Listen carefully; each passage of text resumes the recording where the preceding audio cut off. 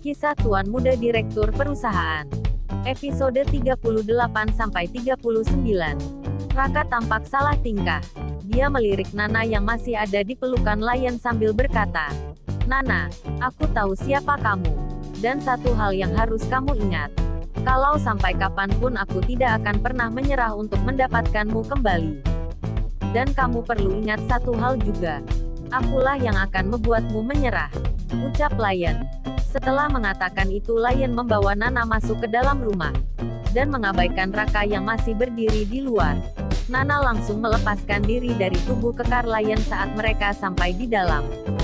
Setelah itu Nana menatap sinis ke arah Lion sambil berkata, "Kim Lion, sudah aku peringatkan kepadamu untuk tidak menyentuhku. Tapi hari ini kamu sudah keterlaluan. Apa kamu masih mencintai lelaki itu?" tanya Lion. "Itu bukan urusanmu. Dan sejak kapan kamu berada di rumah?" jawab Nana dengan ketus. Lion memasukkan kedua tangannya di saku celana sambil melirik Nana yang masih terlihat marah. "Sejak dia bilang ingin menceraikan istrinya. Apa? Jadi kamu menguping pembicaraanku? Apakah itu sopan?" ucap Nana dengan kesal. "Itu bukan nguping. Aku hanya kebetulan lewat. Akan tetapi aku terpaksa berhenti karena tidak mau mengganggumu. Jadi aku dengarkan saja," jelas Lion tanpa ekspresi. "Kamu ya?" Nana mengangkat tangannya hendak menamparkan wajah Lion. Tapi Lion keburu menangkap pergelangan tangan Nana. Setelah itu Lion menatap Nana dengan sinis seraya berkata, "Aku juga muak dengan perempuan kasar sepertimu.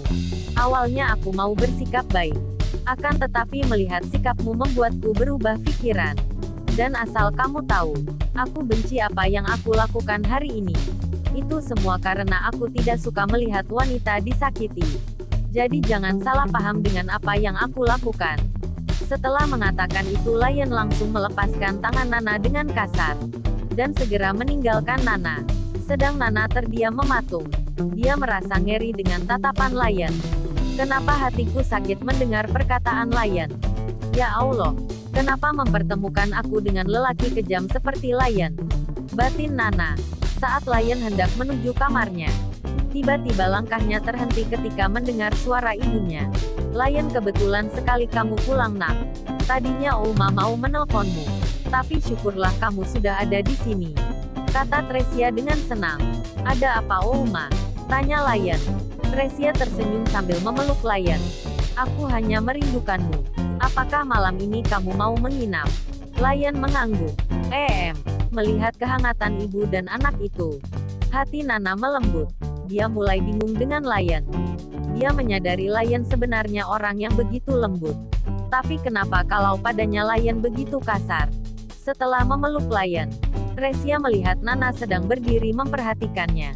"Nana, sini sayang. Kebetulan kalian ada di sini. Jadi mari kita bicara.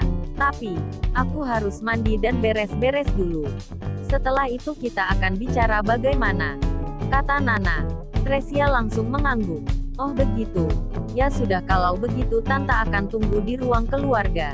Kalian silahkan bersih-bersih dulu." Lion dan Nana mengangguk. Setelah itu mereka masuk kamar masing-masing. Beberapa saat kemudian Nana keluar dari kamar dan langsung menuju ruang keluarga. Dan di sana sudah ada Tuan Kim, Nyonya Kim, Lion dan Yuri. "Nana, sini sayang," panggil Tresia. Nana tersenyum dan langsung duduk di dekat Tresia. "Baiklah. Karena semua sudah kumpul, maka kami akan langsung menyampaikan sebuah kabar gembira," kata Tresia dengan semangat. "Apa itu?" tanya Yuri tak sabar. Tresia tersenyum menatap Yuri. Setelah itu dia melirik Nana dan memegang tangannya sambil berkata, "Sayang, Tante sangat menyukaimu. Oleh karena itu Tante menyelidiki siapa kamu. Dan Tante sangat bahagia ketika tahu kalau kamu anak sahabatnya Tante. Dan dulu kami pernah berjanji akan menjodohkan anak kami, yaitu kamu dan Lion." Nana terkejut mendengar penjelasan Tresia. Sedangkan Lion terlihat santai dan terkumpul. "Jadi kami sepakat agar kalian bertunangan dulu. Dan minggu depan kami pilih sebagai hari baiknya," lanjut Tuan Kim sambil tersenyum. "Apa? Tunangan?" Nana tercengang. Sedang Tresia dan Tuan Kim mengangguk. Nana langsung diam. Dan mendadak suasana menjadi sunyi. Yuri melirik Nana dan berbisik padanya. "Mai Nana, kenapa kamu bengong? Kamu setuju apa tidak?" "Ah," Nana seperti orang linglung. "Sepertinya saya harus menelpon Mama dulu," lanjut Nana. Karena Nana tidak mau menyinggung Tresia yang sudah menyayanginya seperti anak sendiri.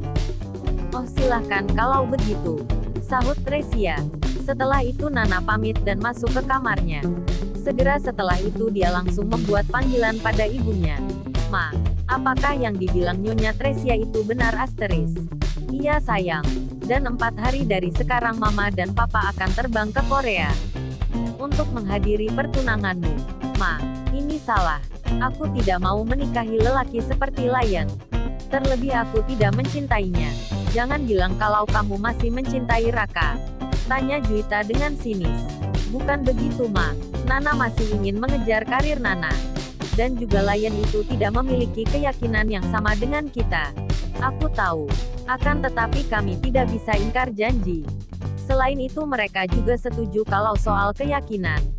Biar kalian yang memutuskannya sebelum menikah," kata Juwita mencoba meyakinkan Nana. "Tapi ini tetap tidak benar. Bagaimana kalau Kak Naila tahu? Dia bisa murka padaku. Meskipun dia suka nonton Korea tapi dia tetap menginginkanku berjodoh dengan orang yang seiman. Walaupun ilmu agama Nana masih kurang, tapi Nana masih teguh mempertahankan keyakinanku. Kami tidak memaksamu. Cukup kamu saling kenal satu sama lain setelah bertunangan. Untuk selanjutnya terserah kamu sayang. Nanti Mama yang akan kasih tahu Naila," lanjut Juwita. "Tapi Ma, sayang, untuk kali ini saja, Ibu mohon ikuti permintaan Ibu. Hanya bertunangan kok." Tresia juga tahu aturannya. Jadi dia pasti mengerti. Lagian kenapa Mama membuat janji yang konyol seperti itu sih? Panjang ceritanya. Pokoknya kamu setujui aja dulu. Nanti kalau gak cocok kamu bisa bicara baik-baik dengan Tresia. Ibu hanya tidak mau dianggap ingkar janji. Baiklah. Setelah menutup telepon, Nana duduk di pinggir tempat tidurnya sambil berpikir. Sebenarnya apa yang Allah sedang rencanakan untuknya? Dia ke Korea hanya untuk bekerja. Bukan malah menjalin hubungan atau sampai menikah dengan orang Korea. Ya Allah, sebenarnya apa yang sedang kau rencanakan untukku? Aku hanya ingin menyelesaikan pekerjaanku di sini setelah itu kembali ke Indonesia. Tapi sekarang engkau membuatku berada di posisi terjepit seperti ini. Batin Nana. Setelah bergelut dengan pikirannya, Nana keluar dari kamar dan kembali duduk di dekat Tresia. Sedang Lion tidak menatapnya sedikit pun. "Bagaimana sayang?" tanya Tresia. Nana mengangguk sambil menundukkan wajahnya. "Saya setuju." Mendengar perkataan Nana, Tresia dan Tuan Kim langsung menghelai nafas karena senang.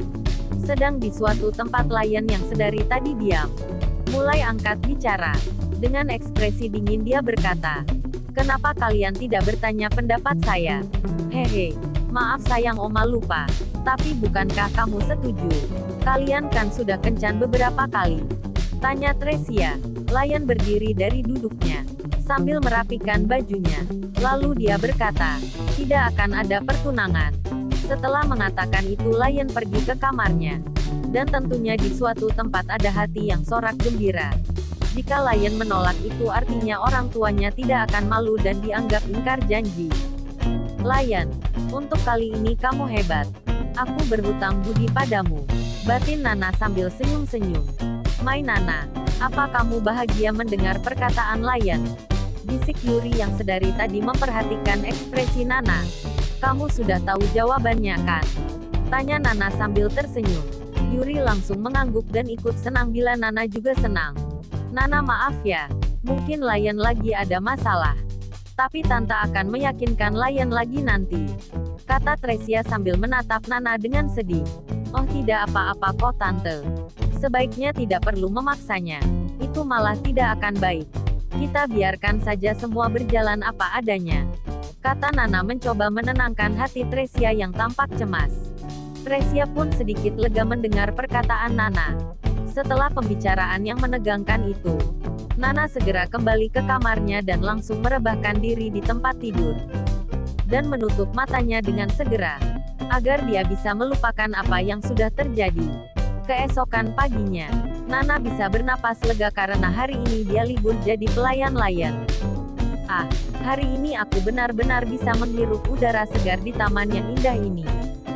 Batin Nana. Abis lari-lari pagi, Nana duduk di bangku taman sambil memejamkan matanya. Dan ketika dia membuka mata, tak sengaja dia melihat layan berjalan menuju kolam renang. Padahal itu masih jam 6 pagi. Timbul rasa penasaran di hati Nana. Dia pun diam-diam mengikuti layan. Dari balik dinding, Nana mencoba mengintip. Tapi sayangnya di kolam renang tidak ada siapa-siapa. Kok sepi? Bukankah tadi aku lihat layan? Apakah tadi hantu? Batin Nana. Setelah bosan membatin, Nana berbalik hendak lari tapi dia kejedot dan jatuh. Oh, Nana merintih kesakitan. Setelah itu dia mendongak melihat sesuatu yang ditabraknya. Dan ternyata itu layan.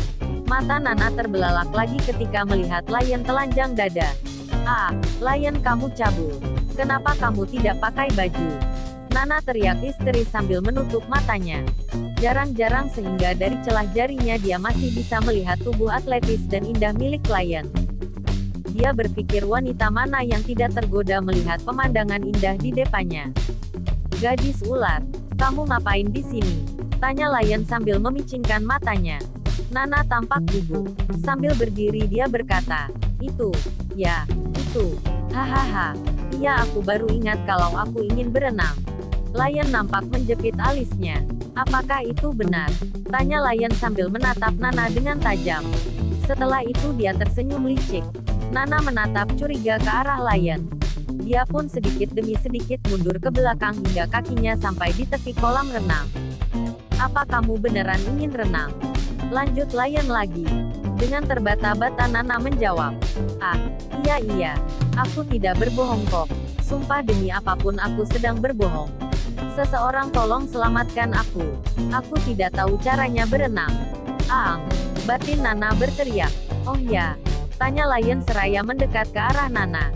Saking takutnya Nana mundur lagi ke belakang dan kehilangan keseimbangan.